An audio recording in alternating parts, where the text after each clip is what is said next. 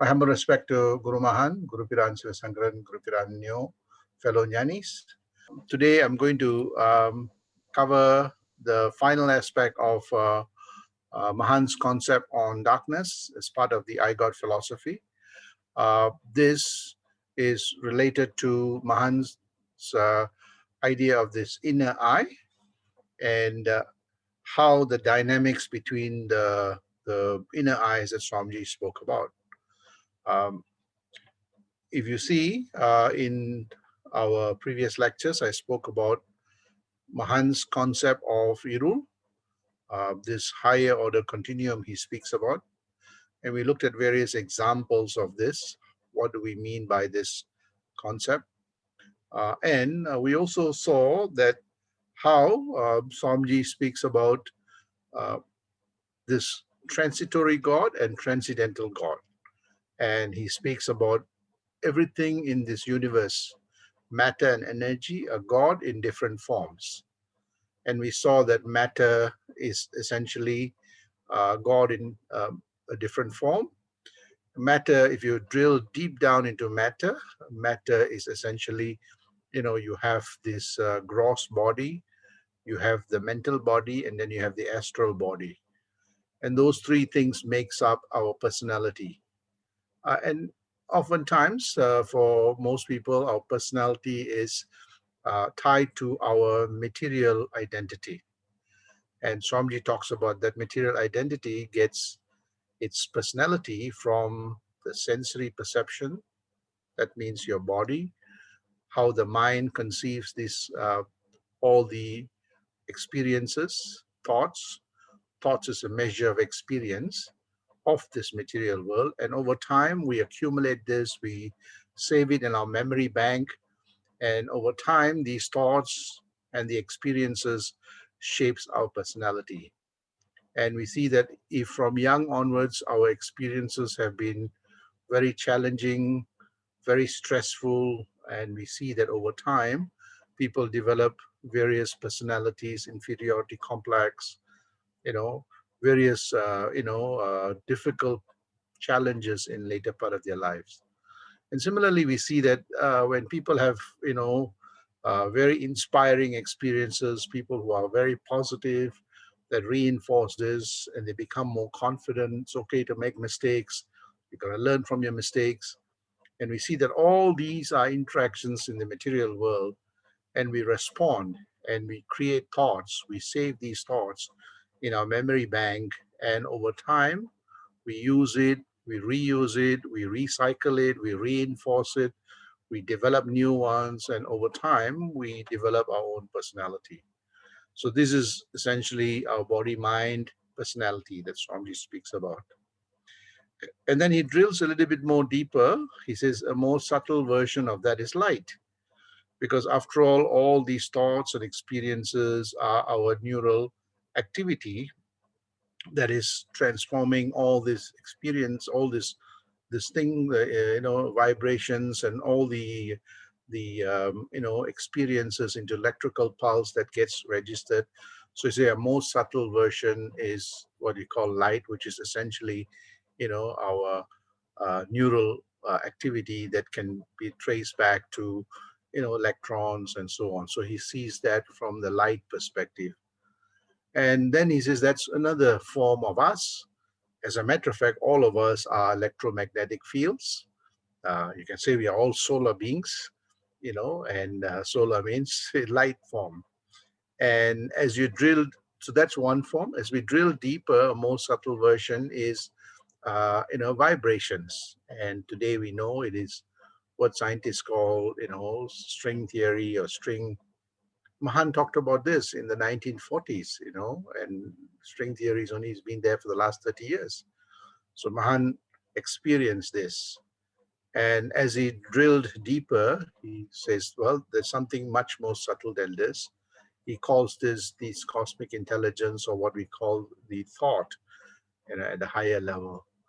And as you go deeper, then he says that even that beyond that is this universal, state of existence, a higher order state of existence, which is formless, dimensionless, uncountable dimension. which is transcendental to our four-dimensional space and time, and this uncountable, infinite, if you want to call it, I like to call it higher order dimensions beyond our matter, body, mind, four-dimensional existence. And Swamiji talks about this state as Erul, or darkness. And we saw that evolution. Um, and then there was a part where there was asked, Swamiji says, how did you discover all this? And a very interesting perspective that he gives, that he says that the matter all of us can see with our eyes, right? We have our external eyes that enable us to see.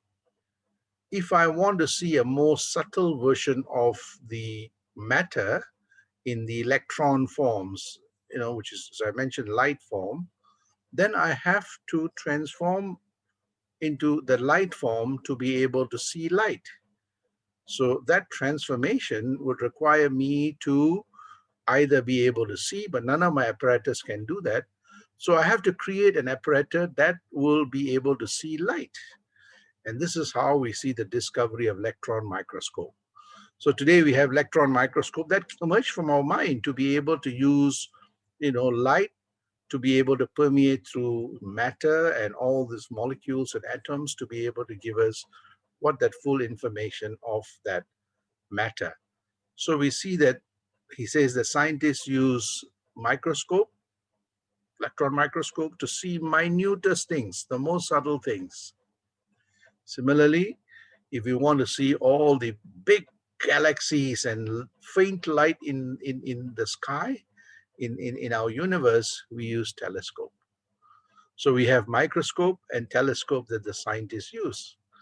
And Swamiji thought about it very carefully, that yes, we have all this apparatus for our mind to see the most minutest and the most grandest in this universe. What kind of apparatus do I need to be able to see the most grandest thing that exists with me, which is that gives me cognition of the most micro level and the most macro level in the universe? And that DNA must be embedded in me. And this is where he thought about it very carefully, that my external sight will not give me. It must be from the internal inner sight. And this is what we call that inner scope. So scientists have telescope and microscope.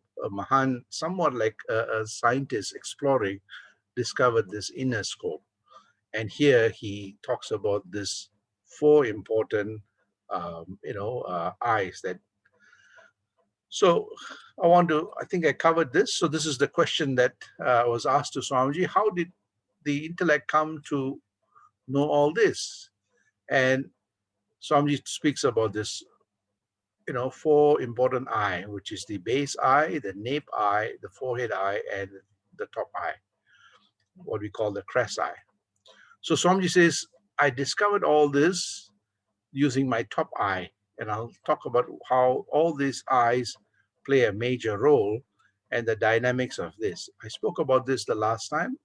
I want to explain the dynamics, why this Mahan's meditation method and the approach that he has taken enable him to decipher this secret of this, universal identity that permeates across everything that we can cognize.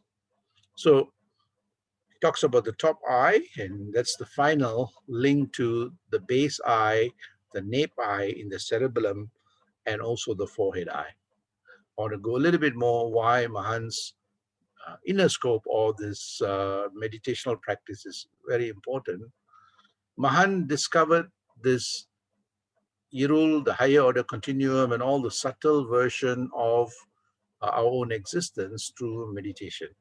So as how the microscope is used in the laboratory to see minute things, and telescope also in observatories and to be able to see the distant galaxies, Mahan transformed his body, his mind, and his intellect as the laboratory to discover this truth. So in this, Swamiji talks about these forehead eye, the top eye, the nape eye, and the base eye. So the forehead eye is very important because it gives, as one who practices this, and over time as you practice, you see that the concentration improves. Awareness becomes very strong. Not surprising, because this is the part of the brain that is, frontal cortex, is where gives us all the neural activity that takes place, that enables us to focus on things, shut everything else off, enables us to analyze things, make sense of things, because as we start focusing our thoughts there, energy is channeled there. We have a lot more neural activity there. As we get more neural activity, we have a lot more pathway that is created. More, synapses starts connecting to create that pathway for electrical pulse to pass through. And you see that over time, the bandwidth starts expanding. So our ability to analyze, as our ability to analyze increases, clarity of thought is there. The reason why we have clarity of thought is that when synapses, normally there's a gap between two synapses. By the time when information comes, we have to think really hard. That creates fluid between that, and then the information is transmitted. But if we meditate, we see that, that neural activity is so strong, eventually it has a much more stronger connectivity. And we see that the information flows much more seamlessly. So we have a clarity of thought. Anything that we put in our mind, we're able to understand. There's a sense of awareness. Our creativity improves. And we see that all this enables us to give us a good awareness, improves our awareness of all our experiences, our thoughts, the ability to analyze, the ability to make sense, not only the world around us, but the world within us, and the world that supports all this existence. So this is where we start asking questions: who am I? What am I? All those things. You see, we stop, worrying about what's my next meal, or, do I have a better car, or all these things, all these material things. Though it is important, it takes a backseat. We start asking deeper questions. So our introspection, contemplation, reflection starts intensifying, and our meditation starts improving. So this is the first thing that Mahan realized, that it gave him greater understanding, greater awareness, and interestingly, that as this Kundalini energy moves up, as I showed you, the nape is channeled, and the base eye is where we see that, when we do the initiation, we awaken this, and it is tapped from the bottom here. So this is the first tap that Mahan awakens to bring that Unarva up here. So these two eyes are very important. The first one is to give us awareness and concentration. This one essentially is that when the energy flows, it connects all the neural activity. And what happens is that when the flow goes up and down, the neural activity is permeated across the body. And we see that our body becomes flushed with neural activity, and, all our flows become more, intensified as we meditate more and more. And for those who are practicing, this meditation regularly, you feel a sense of energy. You feel energetic. You feel, you can, walk more. If you're walking 10 or running 10, you know, uh, in your stadium, you're running 10 rounds, you see that you have a lot more energy, and when you are reading something, before it takes you, you can only sit for an hour, but now you can actually even do longer. That's because the energy flow has been intensified. Your body is getting, enough nutrition. There's a lot more flow of energy, a lot more flow of, hemoglobin and blood circulation. Your breathing becomes more, harmonized. The body is optimizing in terms of usage of oxygen. It's not hyperventilating. And you see that, there's a sense of harmony that takes place. The body becomes more stronger. We see that those who have headache regularly, blood pressure, as we are bringing it down, we see that, all the pressure comes down, and we see that over time, that connectivity from the base eye and the third eye, essentially will create a lot more electromagnetic field, and you see that the body, you start feeling that radiation very, very strongly. And you see that when the radiation is very strong, and normally those who are practicing meditation intensively, the body temperature will be slightly higher. So we see that the body gets strong. And Swamiji realized this. So the first is that the forehead eye gives you improvement in your concentration and awareness. The base eye strengthens the body, and you get a lot more stamina. You don't get distracted. So this is what Swamiji shows. The next one is essentially the nape eye, which is very interesting. As the energy flows up, the nape eye is where all our memory banks are. And you see that as information flows, that area is nourished. Similar to the case of the forehead eye, we start seeing a lot more neural activity, a lot more, our memory starts improving. And this is the part that is very important. As we have greater awareness because of our third eye, and that information is sent back to the memory starts sorting out like a library what is really important. It stores it and you're able to retrieve it. The things that are not relevant, it puts it out. So somewhat like a library, it becomes an efficient library that gives you access to information when you need it instantaneously. And more importantly is that as your awareness improves, in your memory bank, there's a lot of information that has been stored, that is embedded by nature and the entire universe. And slowly, as our awareness expands, as our bandwidth for awareness expands, it's able to unlock a lot of that secrets, a lot of things that are embedded in our memory bank starts coming out. And when that cross-pollinate with new information and what's inherent in us, what we call the dormant information that is stored in our DNA, divine nectar of awareness. When both comes together, we start getting glimpses of ideas and insights, and we start seeing that ideas and insights are actually about ourselves, the universe around us, and the primordial, the higher order, continuum. And this is how Swamiji started realizing that there is something far greater than this biology that created this biology. So this memory bank is very important. So it has two things. It deepens all our experiences and gives you a sense of viveka. Viveka means ability to discriminate between what is real and unreal, what's truthful and not truthful, and store what is necessary. And Vairagya is to be able to not be overly caught up with material things. Experience it, learn from it, store it, but don't get overly caught up. So those new information that is coming into our memory bank, and it's slowly unlocking new information. The fusion of both gives us that blissful experience of knowing, understanding, being aware of it. That dynamics is very important. One who practices intensively will experience this.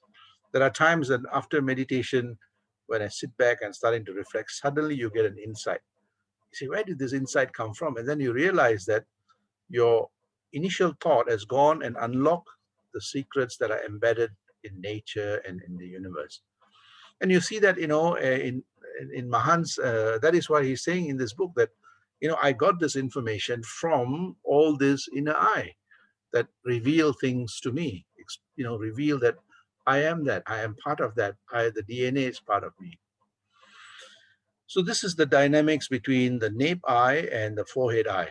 So those who practice this will realize this as you intensify meditation, you get some amazing insights. We saw that with Mahan and many, many other great saints. If you read their works, you will be able to see it. When you do it, you will experience it. And the last eye is actually the crest eye, which is top here. What happens is that when the Kundalini is initiated, you feel a nice, vibration here. A kind of for males, it's like, clockwise, and females anti-clockwise. The same thing in the back here, which means that you are feeling the bioelectromagnetic field. When that is brought up, there are important glands. Again, one gets a kind of a sense of calm and coolness, and there are important glands that releases hormones that gives you that beautiful, serene, what we call a quietude. The mind becomes more quiet. Very interesting, the mind becomes quiet but deep. Okay, so this quietude actually brings the frequency down. When the frequency comes down, you are able to pick up things which are more subtle. You are not, I mean, a lot of the frivolous things you don't, you know, you leave it out. And a sense of calm and coolness comes in, a sense of quietude, quietness, the sense of silence, the sense of not being perturbed. And when that happens, something very interesting happens is that as the mind becomes more aware of itself, the universe around it, and everything, and as the memory starting to deepen that knowledge and unlock new knowledge, and as the third eye, as the frequency starts dropping, you start seeing that you're going back to the base period when the body was originally developed. What do I mean by that? If you see during the primordial period, when time was really at a very early stage, the frequency was very low until a state where it was absolutely silent.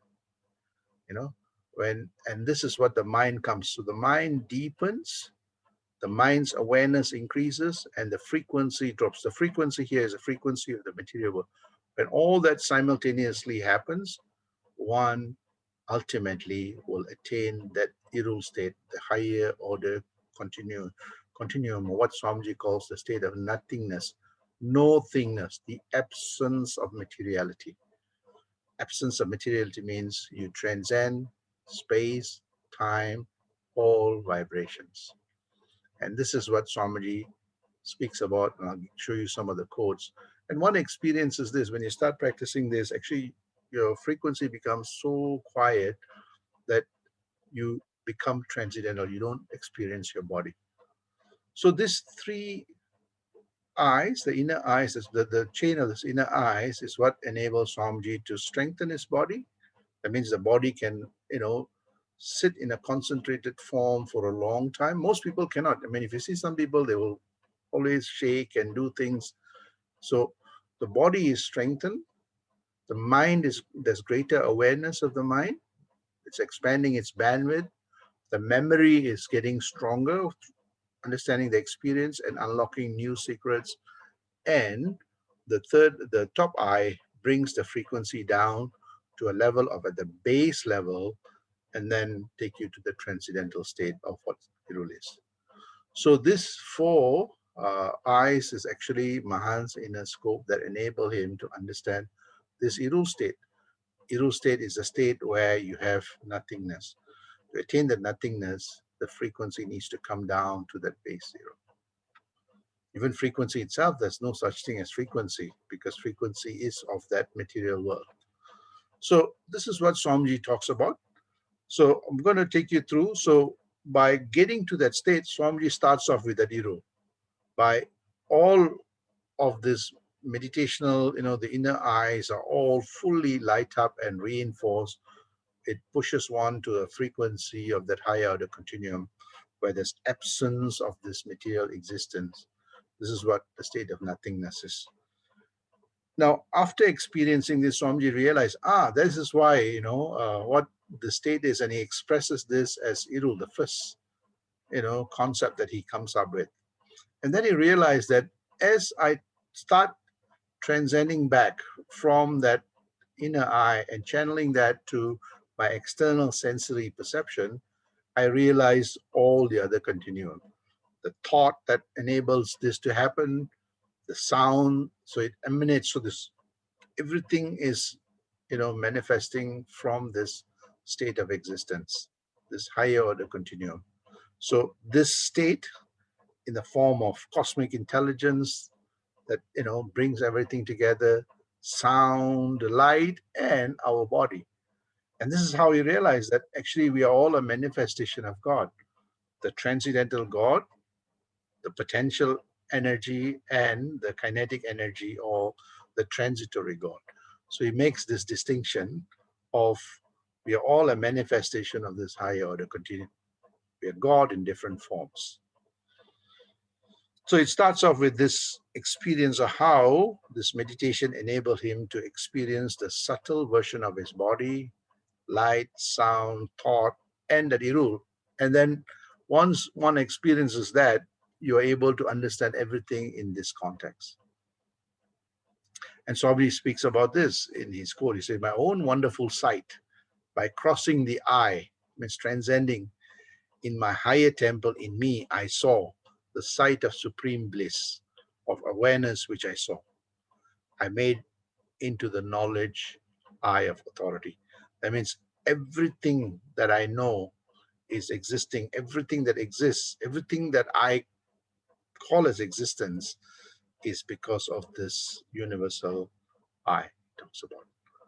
So as how scientists discover the microbes and the most minutest things using electron microscope, yes, our eyes don't see it, but there are an entire universe that of microbes and so on that are at the very smallest level, quarks and so on, very minute level that exists, this entire universe there that is supported and similarly, using a telescope, we know that our universe is not the only one. There are millions and millions of, galaxies and stars. The mind that discovered the microscope and the telescope is the same mind that is used to land on that substratum called Erul. And once the Erul is discovered, cosmic intelligence and everything else makes sense. So Swamiji says that, if I go back to the question of how did he discover all this? He says, I realized this by the top eye, the eye that brings my frequency down to a very quietude level that the entire material existence disappears. I attain that no-thingness. That no-thingness is actually the higher order continuum called Erul. And he says that it is the final link to the base eye, the nape eye, and the forehead eye. But all those are very important to enable my mind to have the bandwidth to bring that mind's frequency to a level that attains that higher order continuum. So this is what this meditation that this Mahan has discovered. He gives this theology of what the whole existence is and what, that transcends our own universe, a substratum that is far, far, at a higher order of existence. Even existence itself has no meaning. That eternal, where time is not present, to that of our universe through this meditational approach of that inner eye. And he always says that, if that the Erul exists, that higher order substratum exists, a part of the DNA must be within us. And for us to discover that DNA, we need that inner eyes to be able to cognize it.